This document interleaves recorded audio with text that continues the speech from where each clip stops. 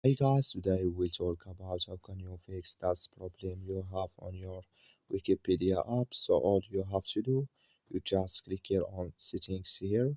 So then it's going to take you to this list. Then all you have to do, you just go down here and you click here on apps. So then you come to apps list here. Then you just go down here to looking for Wikipedia app here. So you just keep going down here to search for it and you click on Wikipedia here, then it's going to take you to this list. You click here on for stop and you click on OK here, then you go down, click here on storage, come to storage list, just click here on clear cache. Then all you have to do, just go to your Play Store. I'm going to click on my Play Store here. You search for Wikipedia app, it's going to show for you like this. You will find here update. Just click on it, then it's going to fix with you.